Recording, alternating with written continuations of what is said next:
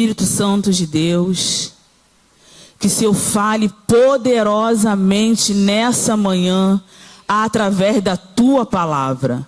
Pai, que se cale toda voz contrária à tua palavra. Senhor, que os corações, os nossos corações, os nossos ouvidos, a nossa mente possa estar totalmente voltado para a tua palavra. Espírito Santo, eu peço que o Senhor fale e não se cale, em nome de Jesus, amém. Amém, irmãos? Quem aqui já teve alguma experiência, já vivenciou alguma situação em que você viu ou que você experienciou algum ato de injustiça e que você teve que intervir? De alguma forma, você teve que falar, você teve que intervir. Alguém já vivenciou? Quando a gente corresponde a isso, a sensação, o sentimento, não é de dever cumprido, de alívio? Uma vez eu estava chegando do trabalho, era tarde ainda, e horários de crianças vindo do colégio. E aí eu estava subindo a meia rua e vinha dois estudantes, eles pareciam irmãos. Um era maiorzinho, o outro era menorzinho. No meu tempo o nome era Moca. Ainda continua? Soco? Quem é do tempo da Moca aí? Soco. E aí o maiorzinho vinha socando o menorzinho, que parecia irmãos.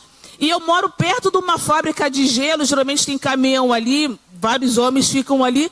Aí eu estava subindo, para ir embora, e eles estavam descendo, e o maiorzinho socando o menor. Aí eu fiquei olhando assim, olhei para os homens que estavam ali na fábrica de gelo, e falei, gente, ninguém vai falar nada, ninguém vai fazer nada. Aí eu falei,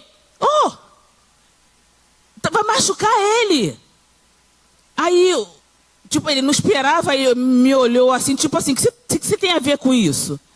Aí eles foram, aí ele parou, ele foi descendo. Então dá uma sensação quando a gente vê algum ato que não é legal, que não é bacana, que é injusto, a sensação de alívio. Mas por outro lado, quando a gente presencia isso e que a gente muitas vezes se omite por várias razões, medo, insegurança, dúvida, não dá um sentimento também ruim? Poxa, poderia ter feito alguma coisa e eu não fiz. E aquilo fica assim na nossa mente. Passei por aquilo, vi aquilo e não fiz. Sabe, irmãos, há situações que nós precisamos levantar a nossa voz. Especialmente nesse mundo que está indo à contramão do nosso padrão moral, de acordo com o que a palavra de Deus nos orienta. A igreja concorda com isso? E muitas vezes nós nos omitimos, muitas vezes nós ficamos tímidos, e onde que a gente deveria se levantar para ajudar, para intervir. Hoje nós vamos refletir sobre isso, à luz da palavra de Deus. Como que nós podemos levantar a nossa voz e ser um discípulo, onde que fale com justiça, onde que a gente possa levar justiça, brigar pela verdade. Amém? Porque Deus espera isso de nós. Por acaso essa ilustração real que eu vivenciei foi ali na minha rua, mas a gente vivencia isso todos os dias no nosso cotidiano, no nosso mundo do dia a dia. Pessoas vão e vêm, e a gente tem oportunidade de levantar a nossa voz para dar uma palavra ou para falar que aquele padrão não é aquele padrão que é o correto. E a nossa bússola é a palavra de Deus. Então nós vamos ver isso, porque Deus não nos coloca em um local por acaso. Todo lugar que Deus permite que eu e você acesse, certamente tem um propósito para isso. A igreja crê nessa palavra? Amém? Glória a Deus. O título da mensagem de hoje é Não Cale a Voz Profética. E eu gostaria que os irmãos abrissem sua Bíblia em Jeremias, capítulo 38.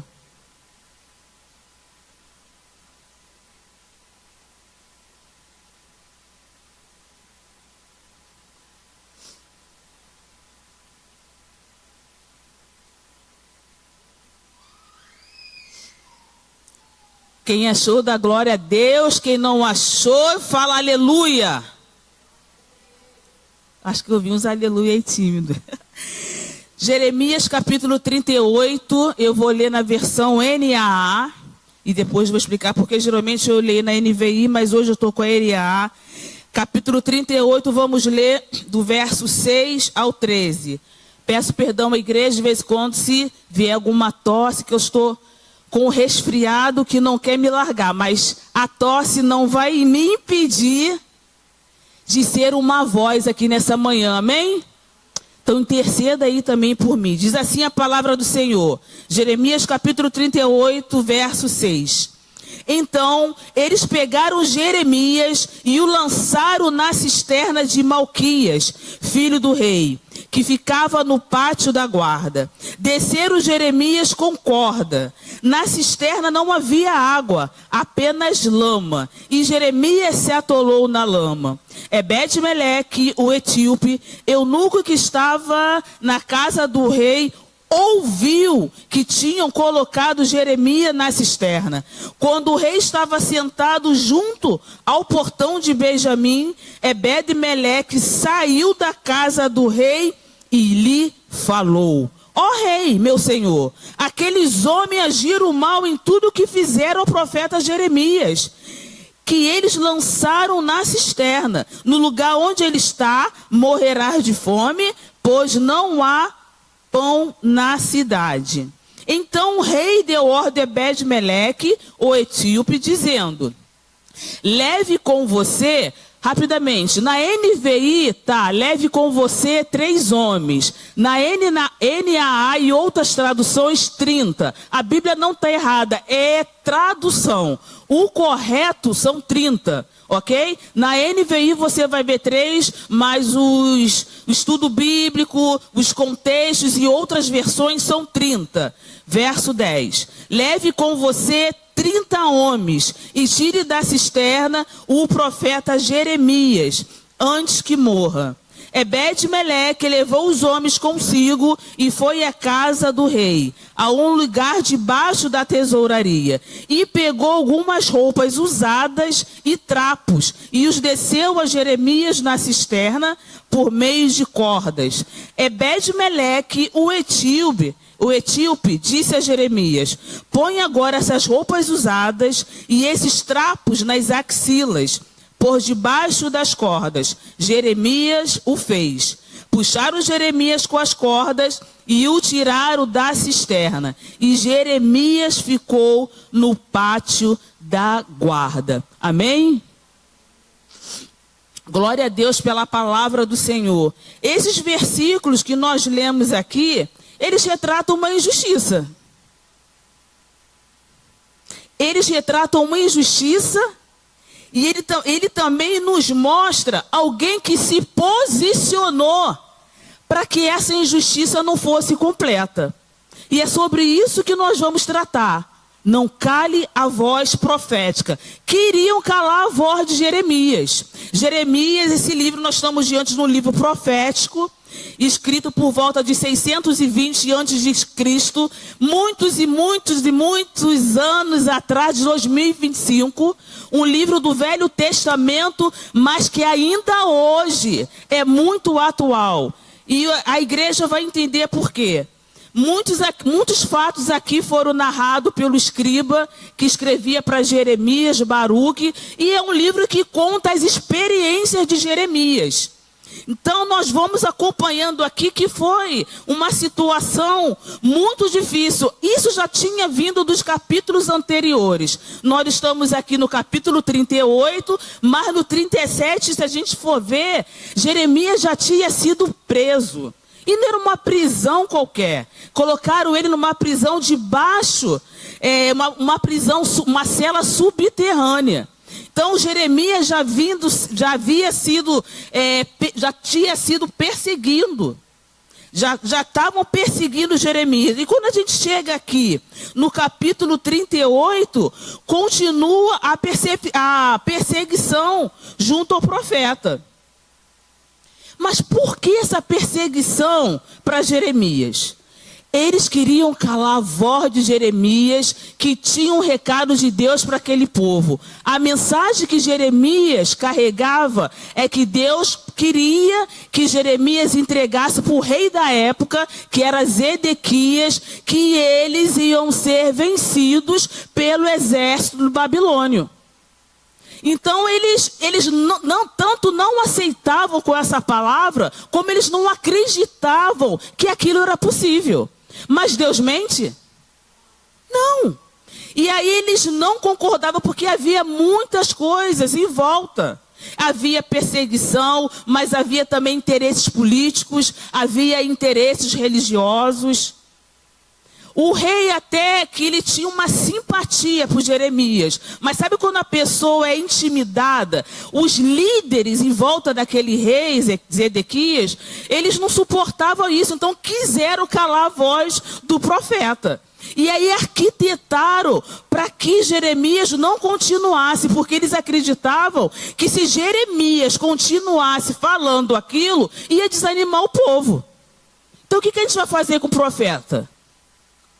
Vamos esconder. Porque se o povo fica desanimado, se a mensagem do Senhor é que aquele povo ali de Judá ia perder para o exército de Babilônia, se Jeremias começasse a proferir aquela mensagem, o povo nem ia querer entrar naquela guerra. Então vamos calar a voz do profeta? O que fizeram? Arrumaram uma armadilha lá e jogaram Jeremias dentro de uma cisterna. Para calar a voz. Mas isso ninguém sabia, porque se o povo soubesse disso, ia ficar alerta. Ué, por que estão querendo calar a voz do profeta? Então fizeram isso na surdina. Mas Deus levantou um homem que não estava naquele palácio por acaso. Não servia naquele palácio por acaso. E nós vimos ele aqui na Bíblia. Ebed-Meleque. Talvez ele não seja conhecido para você, mas ele teve uma participação muito grande aqui nessa passagem. Ebed-Meleque, um estrangeiro, como eu e você. Ele não era judeu. Ele trabalhava lá no palácio do rei, mas ele era um etíope. Chamaram de cuxita, né? Eunuco, era um estrangeiro. E que ele ouviu essa injustiça. Ora, quando jogaram Jeremias dentro daquela cisterna, Jeremias tinha por volta dos seus 60 anos. A cisterna, como a Bíblia relata aqui, não tinha água, mas a cisterna era lotada de lama. Jeremias poderia não morrer afogado, mas ele poderia morrer atolado. Agora você imagina, quem já viu uma cisterna aqui? Tipo um poço enorme. Jogaram Jeremias lá, idoso, 60 anos, idoso não, terceira idade, melhor idade. Mas as condições que fizeram, umas condições deploráveis. Né? A Bíblia relata aqui que era muita lama. Mas Ebed-Meleque, ele ouviu o que tinha acontecido com o profeta. E esse homem se levanta como uma voz. Esse homem se levanta como alguém que foi usado por Deus para poder reverter essa situação. Você crê que eu e você estamos em muitos locais para cumprir um propósito? Você crê nessa palavra, você pode dar glória a Deus?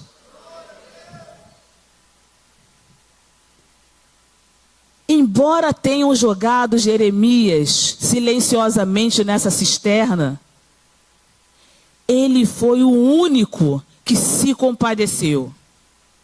Ele não se calou, ele não se omitiu. E aí a gente pode extrair algumas lições para nós dentro desse contexto. Continua com a sua Bíblia aberta aí. E aí eu tirei alguns tópicos aqui, ó. Ebed-Meleque, ele não se rendeu à voz do eu. O que é a voz do eu?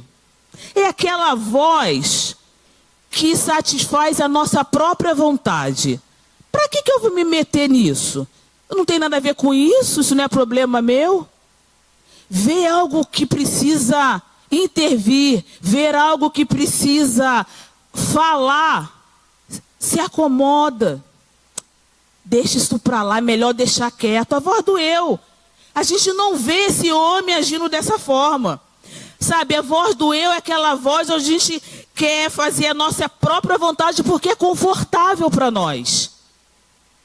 Ele poderia ter ouvido, jogaram, ele viu e ouviu. E ter ficado na dele, ter dado uma de desentendido. Mas não foi assim que ele agiu. Sabe, ele colocou em risco a sua própria vida. E se a gente entrar nesse cenário, se a gente entrar nessa cena, a gente pode imaginar o que esse homem deve ter passado nas suas emoções. Porque você vê, igreja, todos os líderes, todo o contexto quiseram abafar a voz do profeta. Sabe, eles, é como se fosse assim, eles encararam o próprio rei Zedequias, que se sentiu acuado e permitiu isso. Mas Ebed-Meleque foi até o rei e falou assim, jogaram ele lá na cisterna. Então, assim, ele estava arriscando a sua própria vida. Sabe, e represárias, cancelamento talvez. Ele era um servo do palácio. Poderia ter outros servos ali. Cara, tu vai se meter nisso? Deixa isso para lá, vai sobrar para você. Muitas vezes nós também não ouvimos isso quando a gente quer intervir em algo. Fica quieto. Melhor você ficar na sua. Isso não é problema seu? Sim ou não, igreja? Poderia. Eu fico pensando também na dúvida, porque tem situações... Tem tomadas de decisões que nós temos que fazer que não dá para pensar há muito tempo. Né? Agora, você imagina, uma cisterna não estava aberta, ela estava lá com problema de respiração. Você imagina alguém atolado na lama, coberto. A princípio, né, Jeremias, um profeta de Deus, ele com certeza sabia que Deus ia dar o escape. Mas ele deve ter ficado, como todos nós, como estamos em uma situação difícil, apreensivo, não é verdade? E Ebed-Meleque faz isso. Sabe, irmãos, é essa atitude que nós devemos ter, porque a palavra de Deus fala que nós não temos, ele não nos deu um espírito de temor, amém? Mas de ousadia, amém? Como é que nós estamos? Qual é a voz que nós estamos dando ênfase? A da omissão ou da coragem? Qual é a voz que nós estamos dando ênfase? A da injustiça ou da fidelidade? Porque a gente ouve essa dualidade, as duas ao mesmo tempo, e a gente precisa agir. Sabe, Deus quer nos usar como uma voz profética para manifestar o reino dele onde estivermos, independente da situação. Nós temos a verdade que é a palavra de Deus, e muitas vezes a gente se cala por omissão e por medo. Ebed-Meleque, não. E a gente pode também extrair desse capítulo que nós lemos, esses versículos, que ele usou o que tinha disponível. Dá licença, irmãos. Ele usou o que tinha disponível. E o que ele tinha disponível? A voz, isso, ouvi. A corda, trapos de pano e roupas velhas. É o que ele tinha. Quando Ebed-Meleque chegou para lá, esse aqui não, rei, aconteceu isso. A única coisa que o rei disponibilizou foi 30 homens. Aí você pode estar pensando, poxa, Patrícia, 30 homens, muita coisa. Para você ver a complexidade do como estava Jeremias. Mas olha aqui, está na minha Bíblia e na sua. A Bíblia não relata o que esses homens fizeram, além de ter puxado a corda. A Bíblia vai relatar detalhadamente para nós aqui que foi Ebed-Meleque que foi lá intervir no rei, foi Ebed-Meleque que foi lá na sala da tesouraria catar roupa velha e panos velhos, foi Ebed-Meleque que entrou lá no palácio e foi achar a corda, e no final do versículo a Bíblia vai falar para a gente, e os homens puxaram. E o que isso nos mostra e nos ensina. Use o que você tem disponível. Deus manda a ferramenta, mas quem tem que usar somos nós. E muitas vezes a gente está pensando que uma solução vai vir fogo do céu, vai vir anjo, até pode vir. Mas a gente menospreza aquilo que está ao nosso lado e que a gente acha que não serve para nada. Trapo velho, roupa velha. É o que ele tinha disponível. E muitas vezes nós não fazemos tanta coisa por achar que nós temos recursos suficientes. Sabe, irmãos, não teve desculpa. Ele poderia falar assim, pô, mas tudo bem, eu vou, você está me dando licença? Eu vou lá, vou tentar resgatar o profeta. O rei falou assim, ó, leva 30 homens. Deus nos deu espírito de sabedoria. Esse homem usou.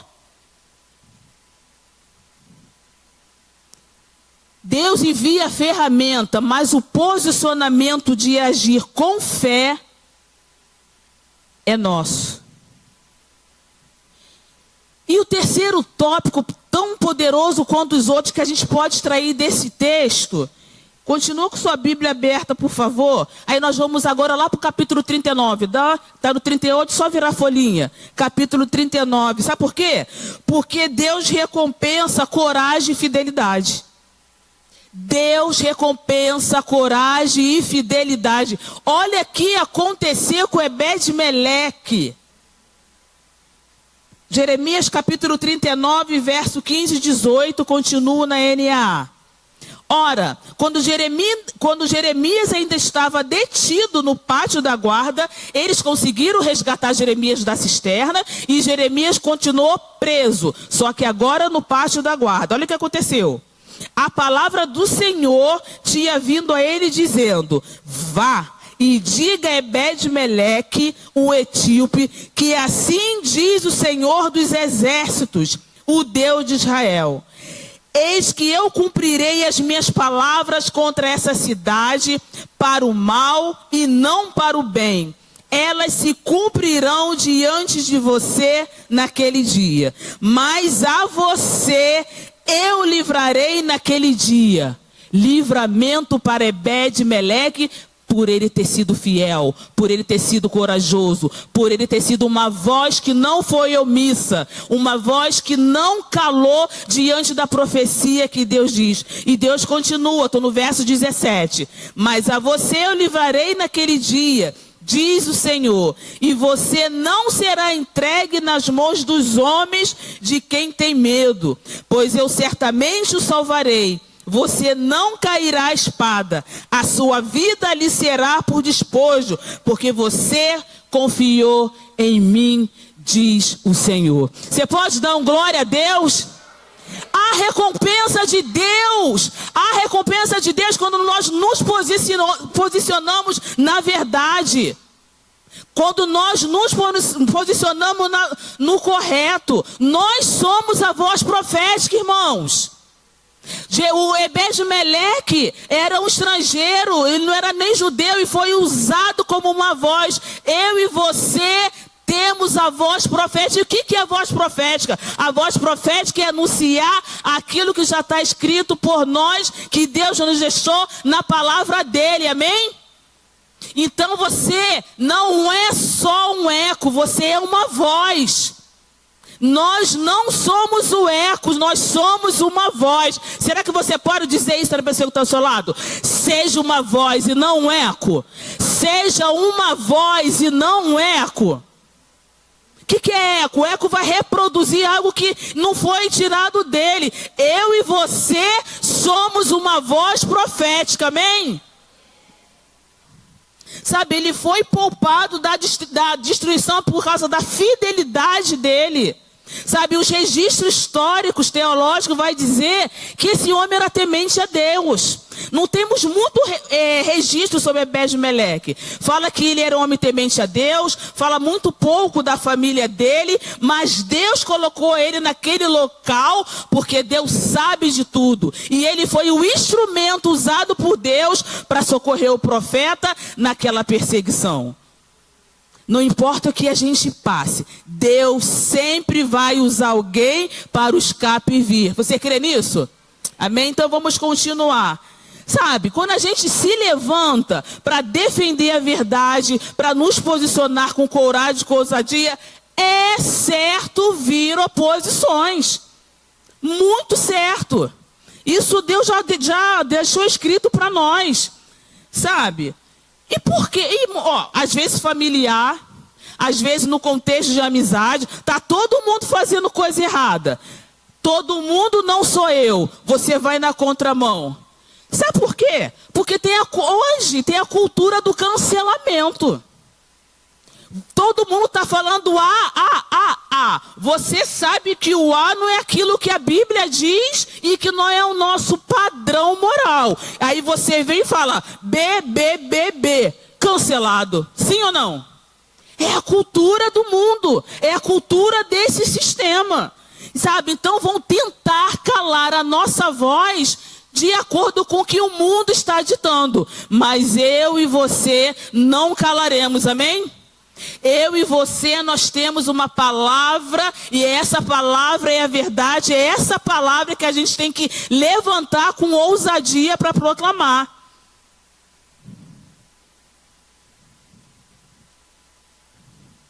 Fala-se muito de influenciadores. A cultura do cancelamento, né? Aí eu me apego aqui, na grande maioria, às redes sociais.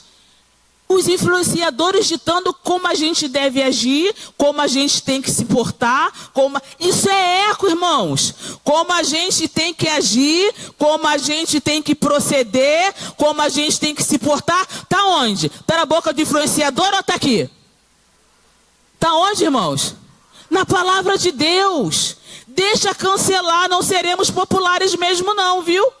Não seremos populares mesmo.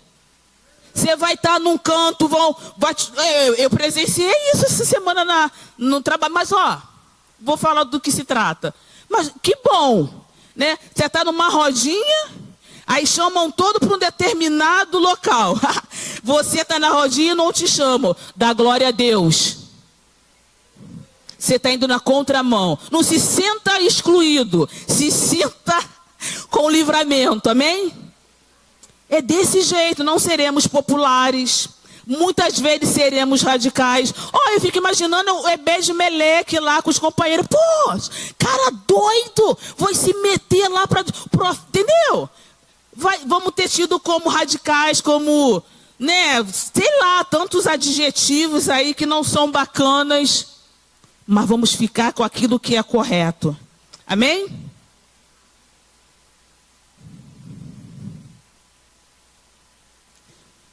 Irmãos, não basta a gente só saber, só ouvir, porque a gente precisa agir rapidamente. Tiago capítulo 4:17, você até sabe isso de cor. Pense nisso, pois quem sabe que deve fazer o bem e não faz, comete pecado. Se eu vejo algo que eu sei que a pessoa está errando, e se eu não me posiciono, especialmente para nós, irmãos, cristãos, eu estou pecando junto. Mas está todo mundo fazendo. Mas está todo mundo. Estou pecando junto. Mas eu não fiz, mas foi omisso. Vence nisso. Quem sabe que deve fazer o bem e não faz, comete pecado. Pecamos quando precisamos agir e não agimos. Gálatas capítulo 6, verso 9 vai falar assim, Anota que eu vou dar uma corridinha. Todo tempo, né, pastor? Gálatas 6, 9. E não nos cansemos de fazer o bem, pois no tempo próprio colheremos se não desanimarmos. Sabe, Paulo está comparando aqui fazer o bem com uma semeadura de um agricultor que espera para ver seu resultado. Continue fazendo. Mas está todo mundo, continue fazendo. Mas está assim, continue fazendo, continue fazendo. Ainda que demore, precisamos continuar motivados em fazer. Sabe, e nós devemos proceder, como diz lá Davi, em capítulo 37, verso 30, ele vai falar assim, ó. A boca do justo, agora eu estou na versão NTLH, que está mais apropriada. Salmos 37, verso 30. A boca do justo profere sabedoria, e a sua língua fala o que é direito e certo. Mesmo que você e eu não abramos a nossa boca, o nosso comportamento dita qual é o lado que a gente está. Ah, mas eu não falei nada. Mas se omitiu, pecou tanto quanto. Amém? E a mensagem sempre vai ser, irmãos, e ela deve ser cristocêntrica. Nosso maior exemplo, Jesus. Jesus foi uma voz poderosa em defesa dos injustiçados da sua época e para todos sempre, porque eu e você estamos aqui por causa dele, amém? Ele denunciou a hipocrisia dos líderes religiosos, e que não eram poucos, os fariseus, os saduceus eram terríveis, e ele se levantou denunciando, não se conformando com aquilo tudo que estava errado na época que ele viveu como homem. Ele dedicou sua vida a ajudar, e continua até hoje, aos marginalizados e oprimidos, ensinando a importância da compaixão e da solidariedade com aqueles que sofrem injustiça. Jesus é o nosso maior modelo. E se ele tem esse modelo, eu e você não podemos ficar aquém disso, porque nós somos discípulos dele. Quem é discípulo de Jesus aqui? Então não podemos nos acovardar não, irmãos. Assim como aquele etíope, precisamos nos posicionar em fé, em prol da verdade do reino.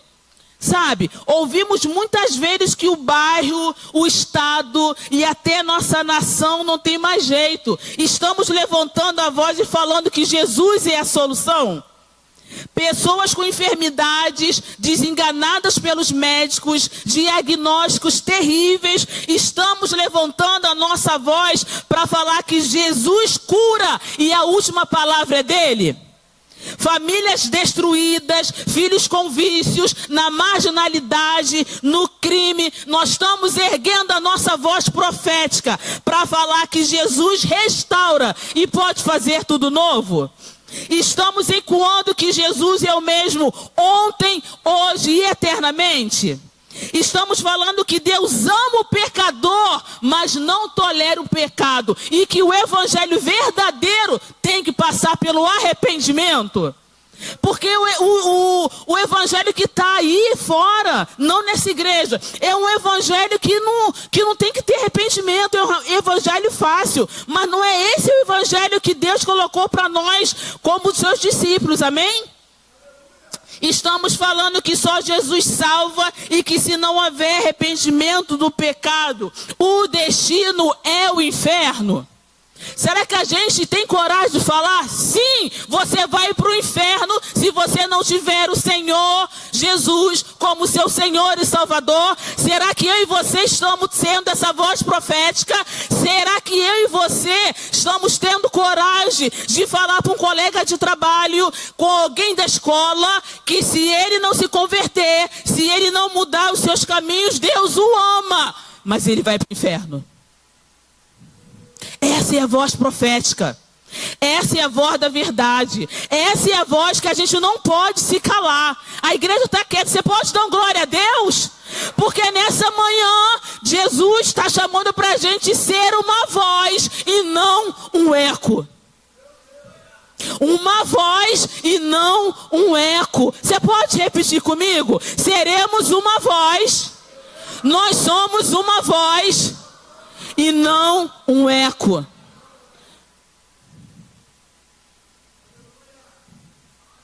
Talvez você não tenha, eu também não tenho, uma cisterna. Poxa, mas isso aconteceu com o profeta lá, se ela falou 620 anos antes de Cristo, é verdade. Eu e você hoje pode ser que não temos a cisterna, mas a gente está diante de pessoas que estão indo ladeira abaixo, como se fosse uma cisterna. Faz uma pesquisa, irmãos. Vê nas universidades quantos suicídios entre jovens. Eu e você estamos no local, não por acaso. Você é uma voz no ônibus, você é uma voz no metrô, você é uma voz na universidade, você é uma voz no seu colégio, você é uma voz na rua, aonde colocarmos a planta dos nossos pés, nós somos uma voz profética ambulante. Nós somos. Sabe, Deus conta conosco.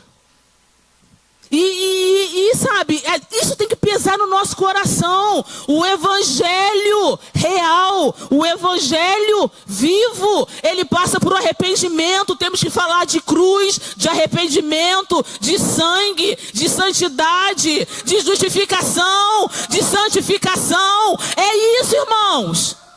É isso que muitas vezes nós não estamos ouvindo por aí. Precisa ter arrependimento.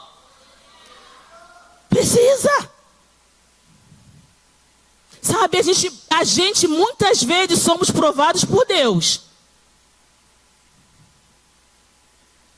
E muitas vezes nós temos que levantar a voz profética para calar a voz do diabo.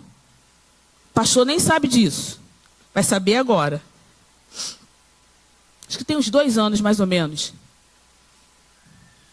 Estava lá na sala dos docentes, era horário de intervalo.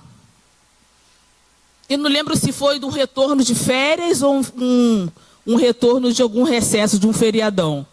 Aí estava lá, todos os professores lá, na hora do intervalo a gente lança a pauta. Aí chegou uma colega de trabalho, falando da experiência de viagem dela. Aí eu fui para um campo e tal, o campo foi maravilhoso. Poxa, mas me aborreci. Tinha um crente lá. Aliás, estava um grupo de crentes, como se crente não pudesse ir no campo, né? Tava um grupo de crente lá, né? E tá relatando, né, como é que foi a experiência das férias dela. Aí todo mundo, né, cada um no seu computador ali, ouvindo. Aí ela, sabe, uma coisa horrível, xingando o crente, falando lá, mas ele era isso, queria aquilo outro. Ela está relatando uma experiência dela. Do nada, pum, ela muda o percurso do relato das férias dela.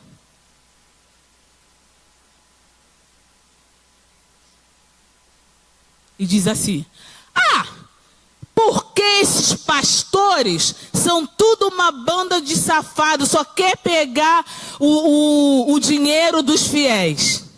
Aí o Espírito Santo: agora tu não vai ficar calada não. Foi assim mesmo, assim, no computador, aquelas cadeiras que tem em rodinha. Mas girar a 360 graus. Como é que é? Esses pastores, todos não. Você não pode generalizar. Você conhece meu pastor? Sabe aquele silêncio, um silêncio mortal? Aí os outros pararam assim, né? Tipo assim, aquele silêncio. Ela não respondeu. Sabe, colocando, enquanto ela estava relatando a experiência dela, mas sabe, irmã, a gente precisa ter essa coragem. Peraí, agora está dizendo a meu respeito, porque está falando do pastores como geral. Eu tenho um pastor e é um homem honesto, e como outros são honestos, ela não pode falar isso. Então a gente tem que se levantar. Aí ficou aquele, sabe, assim, de boa. Eu só perguntei, todos não. Você não pode generalizar. Você conhece o meu pastor? Ela não conhecia e ela falou uma grande besteira. Foi só isso. Passou os dias, não lembro qual. Essa menina veio me procurar. Ela foi humilde e admitiu. Ela: Patrícia, eu cheguei em casa, ela é mãe solo e mora com a filha dela. Eu falei para minha filha, eu fui tão grosseira com a Patrícia, ela veio pedir desculpa. Sabe, muitas vezes a gente precisa calar a voz do diabo com sabedoria. A gente não pode se igualar, ok? Deus nos deu, discernimento. Aquilo ali foi uma provocação. E muitas vezes você vai passar por isso e você não pode se calar. Outras vezes a gente tem que ouvir a voz do Espírito Santo e agir, né? A gente tem a voz do eu, lembrar do primeiro tópico, a voz do eu vai falar assim, não se mete nisso não, deixa isso para lá. É a voz que quer fazer a nossa própria vontade, é a voz do ego. Não, eu não tenho nada com isso, deixa se virar nos 30. Voz do eu. A gente precisa ouvir e discernir a voz do diabo, porque são vozes que tentam abafar a voz profética. E outra, a gente precisa ouvir e discernir que é a voz de Deus. Eu trabalho no centro e vou de metrô. E aí, para ir, eu vou no vagão das mulheres. Quem anda de metrô aqui? O vagão das mulheres é uma bênção. Confusão todo dia. E entrou uma grávida. A menina devia estar com seus 7, 8 meses, uma barriga exposta. Gente, ficou em 5 minutos, um vagão de mulheres, né? Só tinha mulheres. De vez em quando uns homens entram lá, mas logo começam a falar alto, eles saem. Demorou uns 5 minutos e o Espírito Santo me incomodando. Você não vai falar nada? Aí, né, primeira voz do eu. Ai, meu Deus do céu. Ninguém se prontificou. A gente tem que ser agente de Deus aonde quer que a gente esteja. Bom dia, pessoal. Temos uma grávida aqui. Alguém pode ceder lugar?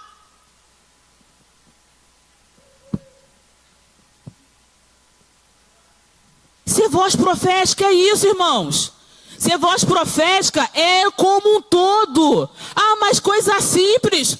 Nós somos a voz profética para tudo, amém? Ah, estou com uma dor de cabeça. Posso orar por você? Vai tomar um remédio, mas você pode orar? Sabe, às vezes a gente faz tudo e a gente tem uma oração e às vezes é espiritual. Às vezes é espiritual. Amém? Sabe, diante disso tudo, estou me caminhando já para o final. A gente precisa ter algumas ações que a gente não pode deixar passar despercebido. Primeira delas, sensibilidade. Sabe, o amor de muitos estão frios. E aí a gente não se sensibiliza. Se você não se sensibilizar, como é que você vai ser uma voz? Não podemos quebrar princípio. O fato da gente erguer a nossa voz profética não é na força do nosso braço, não é opinião própria, é de acordo com ensinamentos bíblicos. Ebed-Meleque não foi lá dando uma de, intrusão. Ele pediu permissão ao rei para saber se ele poderia ir. Nós, como voz profética, não podemos quebrar princípios. Porque o mundo é o primeiro a apontar. Você está falando isso, mas você faz isso? Confiar plenamente em Deus. Sabe por quê? A voz é a nossa, mas o poder é dele. Sabe, o poder é dele. A gente não tem que ter nariz em pé. Ah, mas eu fiz acontecer. É uma voz, nós só somos instrumentos. É o poder dele através de nós que dá a transformação. Não se deixe influenciar. Seja influência. Seja influência. Seja uma voz e não um eco. O eco é influenciado. O eco, o que é eco, gente? É a propagação de algum som. A pessoa fala lá, tá fazendo, tá legal, tá na moda, e eu vou repercutindo, eu vou reproduzindo isso. Isso é eco. Tá fazendo, mas isso tudo é lícito, mas nem tudo convém. Eu não faço. E eu me caminho para a conclusão.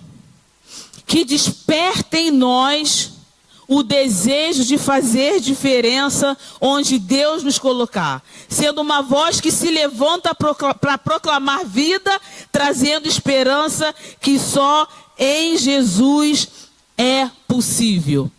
E o convite para nós da parte do Senhor nessa manhã é para nos colocarmos nesse local, de sermos uma voz e não um eco. Deus vai colocar situações para nós ao longo dessa semana ou ao longo da nossa vida que a gente precisa reerguer a nossa voz baseado na palavra dele, que é a nossa bússola, e que nós precisamos emitir a nossa voz profética. Amém? Você pode ficar de pé.